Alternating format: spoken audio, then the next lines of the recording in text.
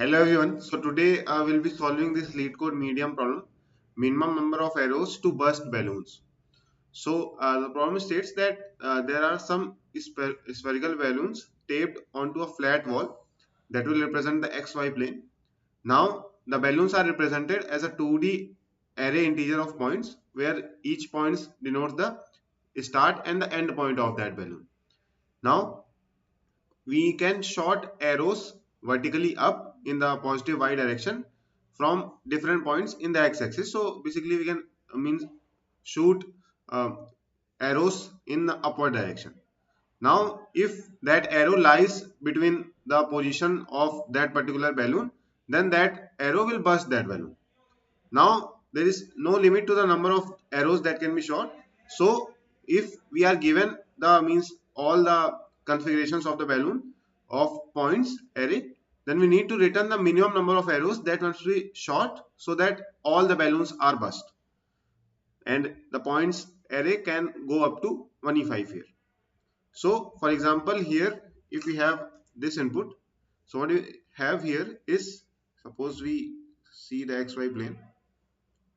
So we have a balloon from 10 to 16. Suppose 10 is here, 16 is here. So we have a balloon from here. Okay. Then we have 2 to 8. So 2 to 8. So we have a balloon here. Then we have 1 to 6. So from 1 to 6 we have another balloon. And now from 7 to 12, 7 to 12 we have another balloon. 7 to 12. So these are the 4 balloons, suppose we have, say we have, and now we can short arrows in the vertically up direction. Now we need to return the minimum number of arrows that must be shot so that means all the balloons are burst. So we know like we'll sort means shoot arrows in a way such that one arrow can means burst out multiple balloons, right?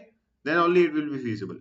So what if like we shoot an arrow which can for example, what if we shoot an arrow from here? Okay, so we shoot an arrow from here. So this will means burst these two balloons, and if we shoot a arrow from here, then this will burst these two balloons. So hence the minimum number of balloon arrows that we need to shot is 2 here, and that is the output that we have here. Let's see another input. So we have this. So we have 1 2 3 4 5 6 7 8. Now the balloons are from 1 to 2, then 3 to 4, then 5 to 6 and 7 to 8. So here as you can see, like there is no overlapping of these balloons. Hence we need to means shoot separate arrows for each balloon. As the minimum number of arrows that we need to shoot is 4 here. Let's see another input. So here we have 1 2 3 4 5. So this goes from 1 to 2. Then we have 2 to 3. Then we have 3 to 4 and 4 to 5. So now we know like at point 2 these two balloons are means overlapping. So we can shoot an arrow from this point 2 which will be means bursting these two balloons. And from point 4 we can shoot a balloon, shoot an arrow which will be bursting these two balloons. Hence the minimum number of arrows that we need to shoot is 2 here. So that is the output that we will get. So as we can see, like we'll try to like find the overlapping ranges of the means overlapping ranges of shooting up, and then like try to minimize means choose the point in such a way which lies in most of the ranges, right? So what we need to do is we will definitely need to means start from the leftmost portion, means leftmost point at which any balloon exists, right? So we'll definitely need to like sort the given points array, sort balloons. Okay, so we need to sort the balloons on means some feature. Now what are the possibilities of sorting balloons? We can either like sort it on the basis of start points and sort it on the basis of end points. Now what is the logic of like how we'll choose means an arrow? So suppose we have a range from A to B, and then we have future ranges from C to D, suppose. So what we will try to do, if we are at a particular range, then we will try to shoot an arrow from the rightmost point, right? If you shoot an arrow from the rightmost point, then for it may happen that for future ranges, this B means shoot them as well, right? Because here C to D was overlapping, then we have suppose E to F, then this will means this B will also overlap with this range. Hence, a single arrow shotted from B will burst 3 balloons here. So logic is to, like, for any at any index means shoot from end point of that index, right? End point of that index, right? This might be the logic that we like initially thought of. So let's try to see like which condition will satisfy, means help us simply maintain this condition of shooting an arrow from the end point. So let's see for this given input. So we have the balloons in the form 1 till 10. So this is one balloon. Then we have one balloon from 2, 3, 4, 5, 6, 7. So 2 to 3, 4 to 5 and 6 to 7. Now as you can see, if we like sort it on the basis of start points, then this will be, means on the basis of start points, this will be the sorted array. Now if we choose an arrow to point from the rightmost point of that, so we'll shoot an arrow from here. But as we can see, like even if there were overlapping ranges, this shooting an arrow from the rightmost point did not help us here, right? But if we had sorted it on the basis of end points, then the array will look, this 3 will come first, then 5, then 7, then 10. So it will be 2 to 3, then 4 to 5, then 6 to 7, and then 1 to 10, right? Now we shot an arrow from point 3. So if we shoot an arrow from point 3, this will burst this balloon and this balloon. Now these two balloons are remaining. So we can simply shoot an arrow from this point and then shoot an arrow from this point. Okay, and then 1 to 10 will come, which will already have been burst. So in this case, we see we'll be able to utilize the condition of shooting arrow of, means at the end point of any segment, and keep maintaining it. So the output here will be 3. So what do we need to do? What we'll need to do is initially our burst balloons will be equals to 0, right? And we are at the first range. So suppose we'll definitely, like for the first range is 0 to B0, we'll definitely shoot an arrow from this B0 and then further process the new ranges, right? So initially, instead of 0, the number of balloons that you have bursted is 1, or means arrows required is 1 instead of burst balloons, and the last arrow was at this point. Last arrow was at arrow of 0 dot second, right? Now we need to find, iterate through the arrays, iterate through all the points. We have start as, suppose, x dot first, and x and as x dot second. Now what do we need to see?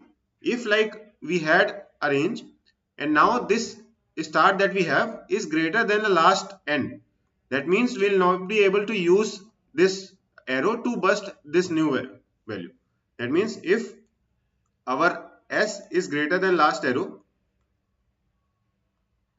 then that means we'll increase our arrows required by 1.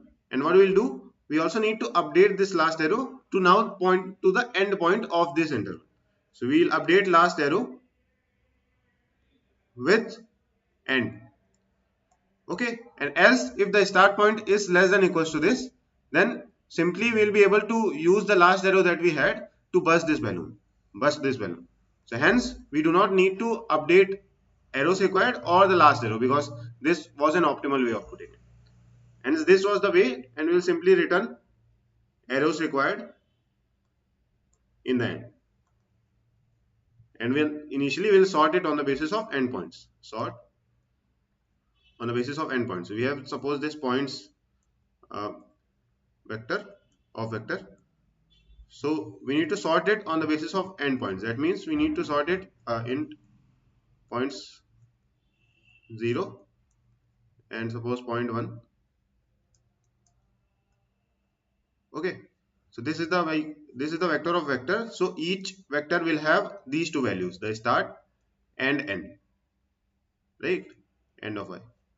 This is points of I. Okay.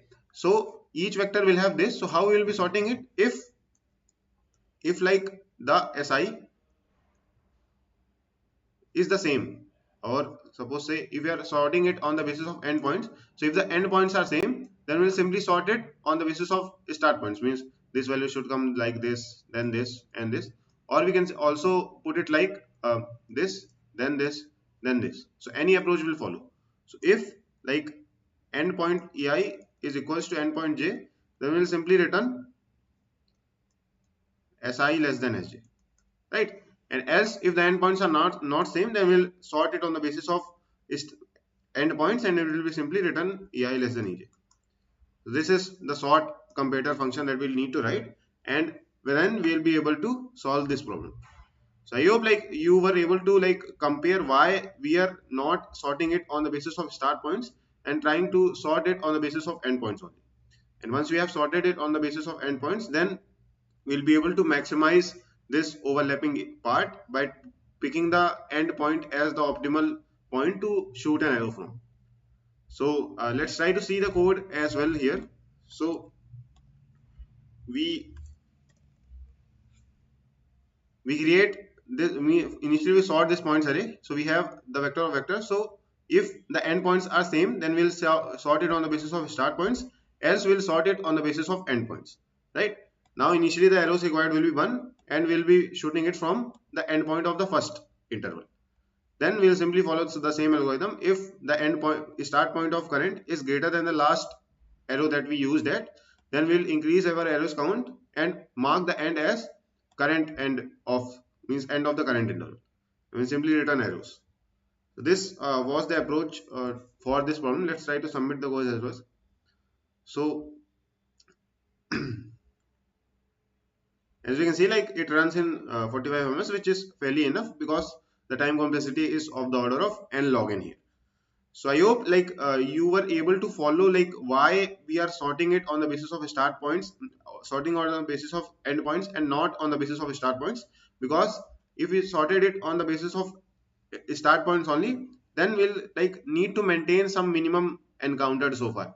Like this 110 will come before only, and this 2 3 afterwards. Hence, we'll need to maintain the minimum end encountered, because we'll suppose we have processed 110, we picked the arrow at 10, then we encounter 2 3. So we need to like see like this 2 3 will lie in this range only. So to account this, we'll update this 10 with 3. Then means we'll need to maintain multiple variables and the code will mess up a lot. Hence, like we tried to sort it on the basis of endpoints and see that it will be very easy to compare the two ranges. So means in these kind of problems, this is the means the most important part to like identify on the basis of what feature we are sorting. And once we have sorted it, the logic is not very difficult to like solve these kind of problems. So I hope like you get the approach that will follow, and like there are a lot of problems where there is a comparison that needs to be done on whether we want to sort it on the basis of start points or on the basis of endpoints. So we'll try to like solve multiple problems of these scenarios, and then we'll be confident to like challenge like whether our approach of sorting it on the basis of endpoints or the start point is correct or not. So I hope like all your doubts are cleared, and if you have any doubts, feel free to comment down and I will be happy to help. Thank you for watching.